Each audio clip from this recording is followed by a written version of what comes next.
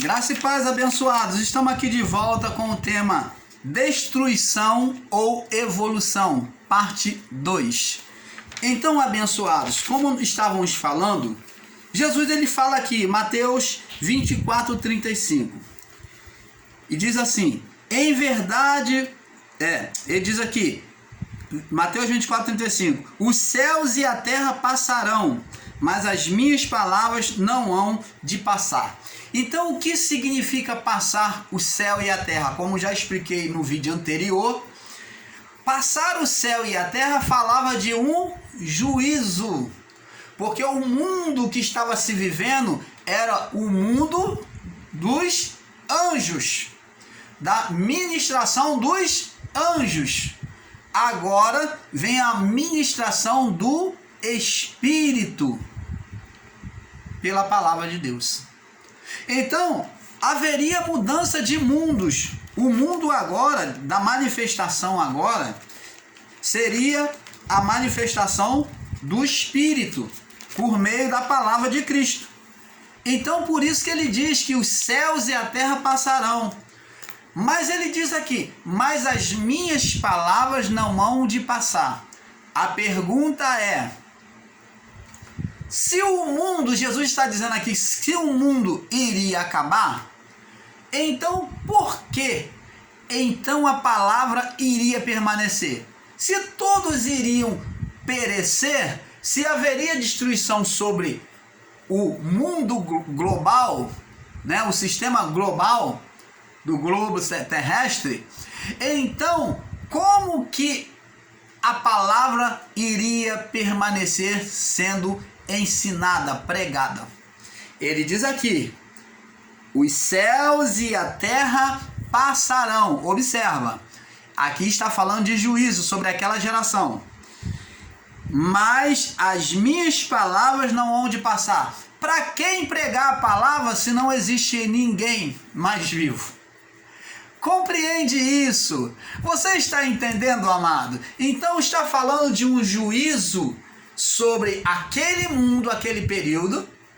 Agora então, a partir daquele período, a palavra do Evangelho iria continuar sendo pregada, sendo ensinada, como está sendo ensinada aqui, não só pelo canal Luz da Graça, como por muitos outros aí.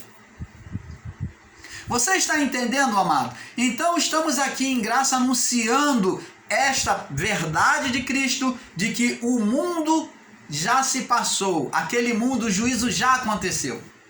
E hoje a palavra continua, ela permanece, as minhas palavras não hão de passar. Ela vai ser pregada enquanto existir o homem, enquanto existir os céus e a terra. E como vai existir para sempre?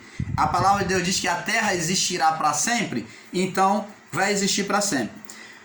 Diz aqui, mas aquele dia e hora ninguém sabe, nem os anjos do céu, mas unicamente meu Pai. Como foi nos dias de Noé, assim também será a vinda do Filho do Homem. Presta atenção, nos dias de Noé foi anunciada a salvação para aquele povo, para que ele se convertesse, saísse do caminho errado e se submetesse, se colocasse dentro da arca, mas eles não quiseram. E o juízo veio sobre eles. Presta atenção, o juízo veio sobre o mundo, mas eu pergunto a você, o mundo físico, ele se acabou? O sol deixou de existir? A lua deixou de existir? As estrelas deixou de brilhar? Não, o que houve foi apenas uma inundação sobre a terra. A terra sólida continuou sólida. As águas continuaram águas, elas que cobriram toda a terra. Então, o juízo de Deus foi sobre a criação por meio das águas.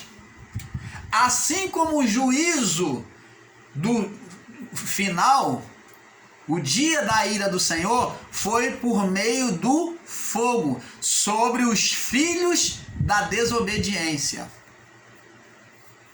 Então o juízo, ele já aconteceu. Ele já aconteceu. Vamos agora aqui no livro de... Vamos no livro de Lucas, capítulo 21. Lucas 21.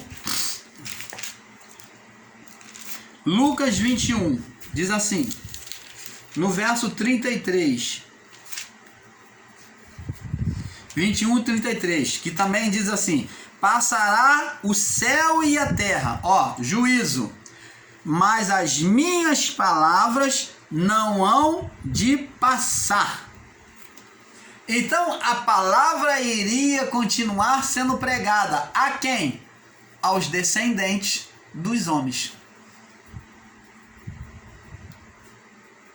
Você está entendendo, amado? Então nunca falou sobre destruição da raça humana e nem destruição sobre a terra. Vamos agora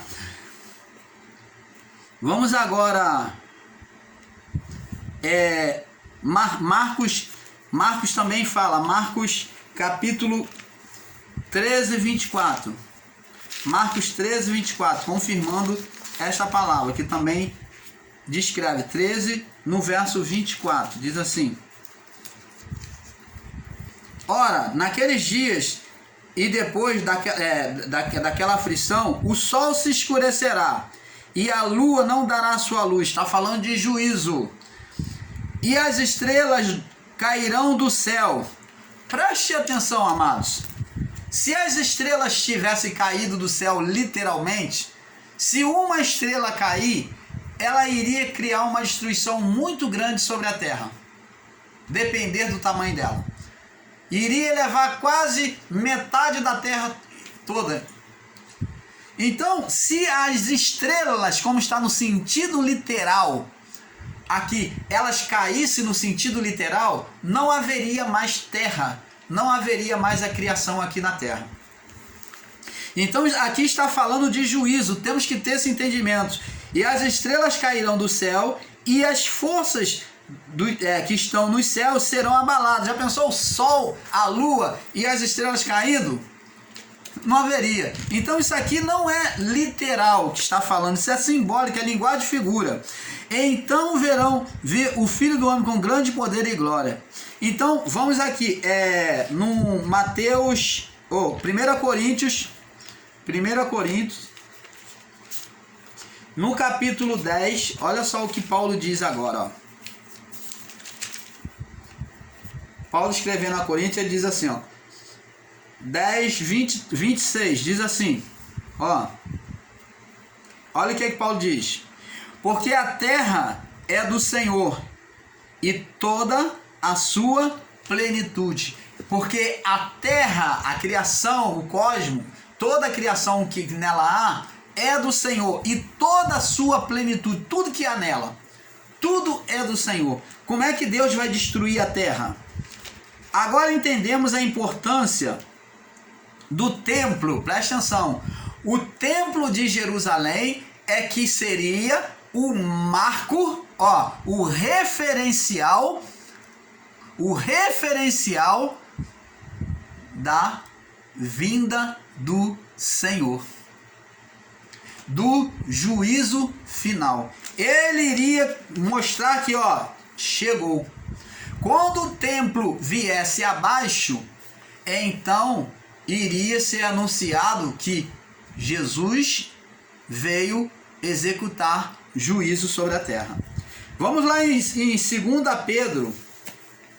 Olha o que Pedro diz. 2 Pedro.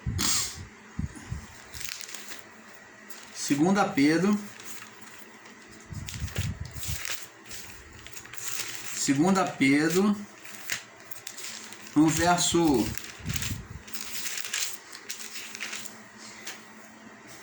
No capítulo 3, no verso 1. 2 Pedro 3, no verso 1 ao 13. Preste atenção. Olha o que o apóstolo Pedro fala sobre a vinda do Senhor. Amados, escrevo-vos essa segunda carta, em ambas das quais desperto como exortação a vosso ânimo sincero. Me perdoe. Para que vos lembreis das palavras que primeiramente foram ditas pelos santos profetas, e dos nossos mandamentos, e os apóstolos do Senhor e os dos apóstolos do Senhor e Salvador. Sabendo primeiro isso, que nos últimos dias virão escarnecedores, andando segundo as suas próprias concupiscências, e dizendo: onde está a promessa da sua vinda? Porque desde que dormiram os vossos pais, todas essas coisas permanecem como desde sempre a criação. Eles voluntariamente ignoram isto, que pela palavra de Deus, desde a antiguidade existiram os céus e a terra, e que foi tirada da água, do meio da água subsiste, pelas quais pareceu ao mundo de então coberto como as águas do dilúvio. Mas os céus e a terra que agora existe, pela mesma palavra, se reservam como tesouro e se guardam como para o fogo até o dia do juízo. Você está vendo? Mas, amado, não ignoreis essas coisas. Uma coisa é que um dia para o Senhor é como 1000 anos, e 1000 anos como um dia. O Senhor não tarda a sua promessa, ainda que alguns tenham por tardia, mas é longânimo para conosco, não querendo que alguns se percam, senão que todos venham a arrepender-se. Mas o dia do Senhor virá como ladrão da noite, no qual os céus passarão com grande estrondo, e os elementos arderão e se desfarão, e a terra e as obras que nele há se queimarão. Havendo, pois, de perecer todas essas coisas, que pessoas vos convém ser em santo trato e piedade, aguardando e apressando-vos para a vinda do dia de Deus, em que os céus e em fogo se desfarão, e os elementos arderão e se fundirão. Mas nós, segundo a sua promessa, aguardamos novos céus e nova terra em que habita a justiça. Então, amados, vemos aqui que Pedro está exortando sobre a vinda do Senhor. Mas ele fala sobre a vinda do Senhor, sobre o juízo, porque muitos naquela época, como nos dias de Noé, não acreditava que o juízo iria acontecer. Então ele dá essa exortação, porque muitos estão achando como tardio, que o Senhor não vai vir. Então, mas o que temos que entender, amado, é a palavra de Cristo. O marco da vinda do Senhor é a queda do templo de Jerusalém. Se o templo de Jerusalém estivesse de pé, o canal Luz da Graça estaria aqui apoiando e ensinando que Jesus ainda vai voltar. Mas o templo não está mais de pé, ele foi derribado. Então, isto mostra e prova que o juízo já aconteceu. Vamos lá, aqui vamos em 1 Reis, capítulo 8, né? Você vê como o templo ele marcava a presença de Deus no meio do povo. 1 Reis, capítulo 8. O templo foi estabelecido, terminado, completado pelo rei Salomão. Davi começa a construção do templo e então seu filho Salomão termina o templo e ele oferece ao Senhor. 2 Reis 8, no verso 22 ao 66. Eu vou ler aqui só o início. E pôs Salomão diante do altar do Senhor, na presença de toda a congregação, e estendeu as suas mãos para os céus, e disse: Ó Senhor, Deus de Israel, não há Deus como tu, e em cima nos céus, nem embaixo na terra, que guardas as alianças da beneficência dos seus servos, e que andam com todo o coração diante de ti. Então aqui, você pode ler do verso 22 até o 66, você vai observar que Salomão, ele busca aqui apresentar o templo diante de Deus, aquele templo, quando ele terminou. E ele vem pedir a Deus para se estabelecer no templo, entendeu? E ele diz aqui no verso 28, verso 28, volte-se para a oração do teu servo e para a sua súplica, Senhor, Deus meu, para ouvires o clamor e a oração do teu povo que se faz diante de ti. Então, você vê que ele pede, no verso 30 ele diz: ouve, pois, a súplica do teu servo, quando orarem neste lugar, também ouve tu no lugar da tua habitação nos céus, ouve também e perdoa. Então, o templo seria testemunha diante de Deus de que o povo se apresentou arrependido e ali Deus iria perdoar.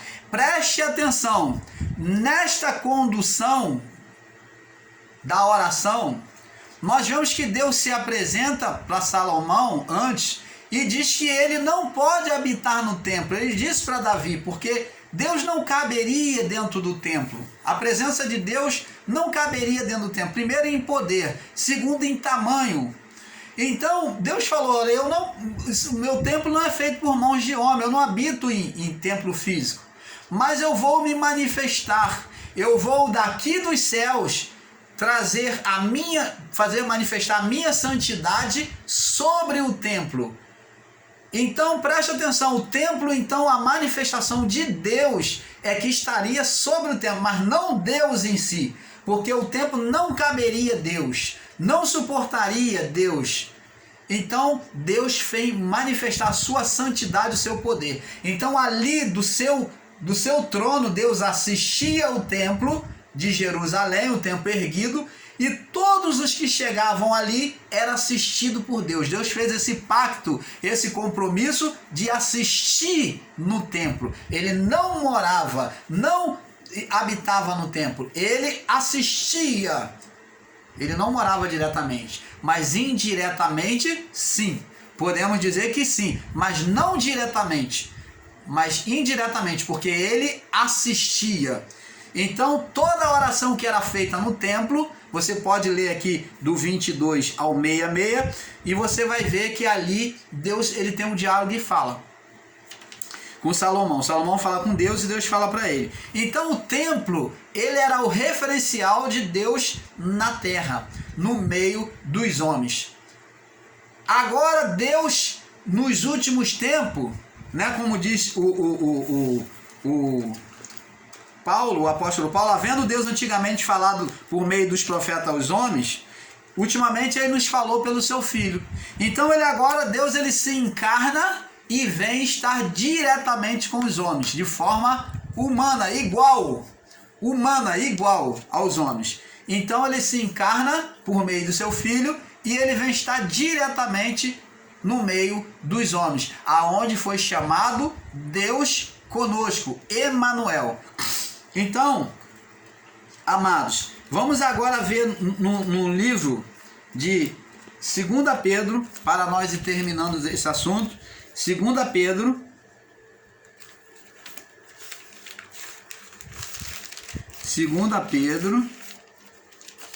no capítulo 3, verso 13, nós já lemos, né? Mas nós, segundo a sua promessa, aguardamos novos céus e nova terra, em que habita a justiça. Então está aqui falando do juízo. Pedro diz, vamos agora em Apocalipse, para nós fecharmos esse assunto. Apocalipse, no capítulo 6, Apocalipse capítulo 6, no verso 4,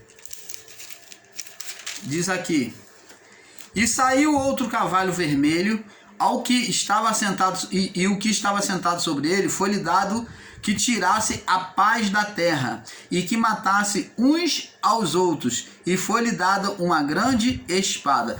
Então você está vendo? Aqui está falando de juízo, está falando de uma batalha, um conflito que foi lançado sobre o homem para que ele se autodestruísse. Para que houvesse o quê? Uma destruição daquela geração, por causa do juízo final.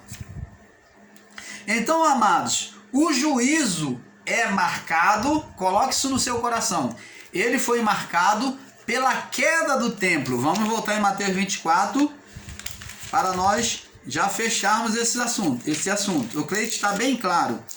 Então ele diz aqui, Mateus 24, E quando Jesus ia saindo do templo, aproximaram-se dele seus discípulos para que lhe mostrasse a estrutura do templo.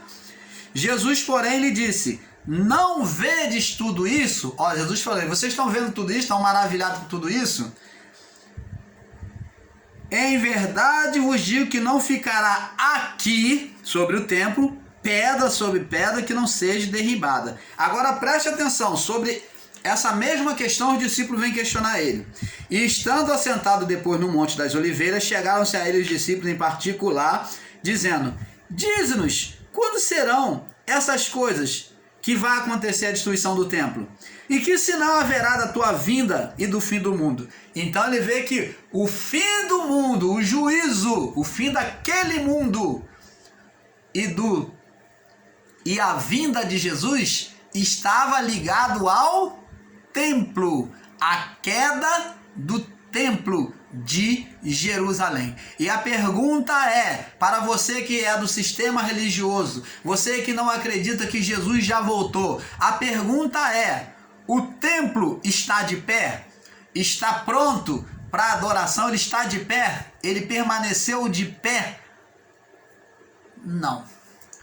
O templo foi destruído e continua destruído. Só existe do templo o lugar de Deus, o Santo dos Santos. A única coisa que permanece intacta do templo é o Santo dos Santos. É como se Deus estivesse dizendo: ó, a minha santidade permanece, mas eu não quero e nem aceito mais adoração no templo como referencial.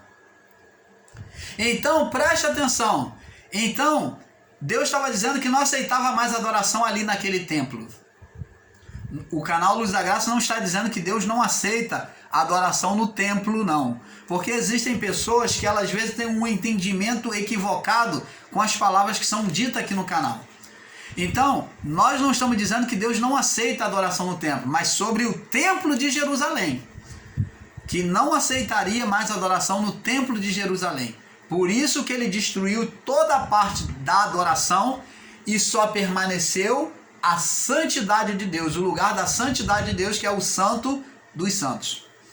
Você está entendendo, amado? Então o canal Luz da Graça vai ficando por aqui sobre este assunto e esperando que você tenha tido um perfeito entendimento. Porque, como dizemos, é um pouco aqui, um pouco ali. Fique na paz. Olha, tem coisas boas vindo por aí. Temos vários outros temas que vamos estar trazendo para vocês, tá bom? Fique na paz. Deus conceda graça a cada um de vocês.